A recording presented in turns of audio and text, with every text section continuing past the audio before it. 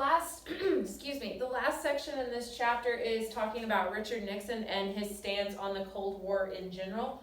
So let's get started on that. First of all, we need to talk about Henry Kissinger. Henry Kissinger became Richard Nixon's leading advisor on national security issues. And Kissinger was kind of an unlikely advisor just because you got Richard Nixon, who is West Coast, super conservative, and then you have Henry Kissinger, who is East Coast, liberal, Harvard graduate. He was actually an immigrant from Germany because he was a Jew. And so they were kind of an improbable group. Nevertheless, Kissinger is going to help Nixon reshape American Cold War policy. Okay, and what I mean by that is they're going to pursue this idea called realpolitik, which means real politics. And on your worksheet, realpolitik, it's the idea that concrete national interests should define your political goals. Okay, and what I mean by that is in the past, or up to this point in American history, we have let abstract goals define our foreign policy. The idea that, okay, well, they've never done anything to us, but they're a communist, so we're going to hate them. Okay, whereas under realpolitik, they kind of want to only hate people who maybe have done things to us to cause us to hate them.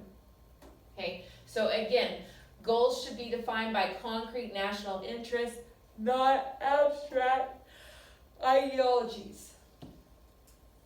And here's the thing, China and the Soviet Union, they have different ideologies than us, so we've traditionally hated them. But the thing is, they have a ton of people that live in China and the Soviet Union. And Richard Nixon is thinking, we can make money off of them if we become trading partners. Okay? Whereas West Germany and Japan, who we've been allied with because they think the same way we do, they're our competitors. Okay? So maybe this is a situation where you keep your enemies closer. Okay? And trade with them and make money off of them. Okay? So Richard Nixon and Henry Kissinger, they want to avoid these ideological absolutes. And Richard Nixon considered this approach to foreign policy to be pragmatic. Okay? And that's on your worksheet. He thought that it was, useful and common sense and realistic. Now let's talk about Richard Nixon and China here for a second. The United States, we have not recognized the People's Republic of China as a country because they're communists, and you guys know how we feel about communists, okay? But Richard Nixon is like, hey, I want to say that China is a country, and America is like, say what? But he wants to make money off of them, okay? So they are a communist nation. They have not been admitted to the United Nations because of that communism. And Richard Nixon is kind of stepping out on a limb like, hey guys, let's make friends here. Okay? We could be trading partners with them. They get stuff from us. We make money. Everybody wins. Okay? And plus, the United States, we're always thinking, we're like, Soviet Union and China, they're like this, okay, because they're both communists. But if we buddy up with China, do you know how butthurt the Soviet Union's going to be? They're going to get super ticked off, and they're going to be paranoid, and they're going to be like, why is the United States talking to them? How come they're not talking to us? What's going on here? And so we just want to irritate the Soviet Union. And in April 1971, the United States sent Forrest Gump to China to play ping pong. We didn't really send Forrest Gump, but if you've ever seen the movie where Forrest Gump goes to China, that's what's happening here. Okay? But this was kind of a way to open diplomatic relations with China, and this Forrest Gump was the first person from the United States to go to China in like a million years or something. Okay? Shortly after that, Nixon is going to travel to China. We are going to have a president actually go to China. In this picture, you can see he's with his wife Nancy, and they're touring the Great Wall of China. And that was February of 1972. And the Soviet Union is like, OMG, how can you be friends with China? So they're kind of freaking out right now. Okay, but while in China, Nixon is going to meet with Premier Zhou Enlai, basically like the leader of China, and then Mao Zedong, who is the leader of the Communist Party in China, and he probably goes on the, I don't know, top 10, top 20 list of people responsible for the deaths of millions of other people. Yeah, he's on that list. But anyhow, so he met with Zhou Enlai, who was the premier, and they tried to discuss things, trade agreements. They talked about, weapons and things of that nature.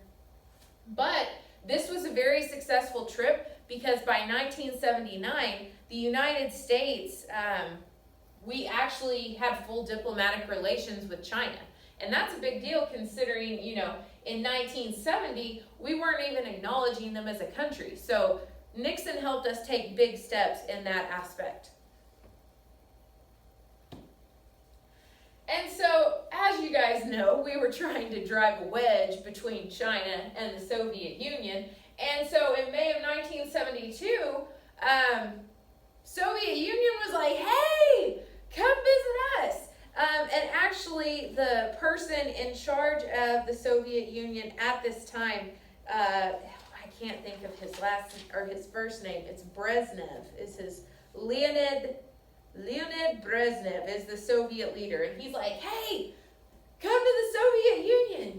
We don't have a great wall for you to walk around, but we can talk to you and open relations, and you can sell us stuff.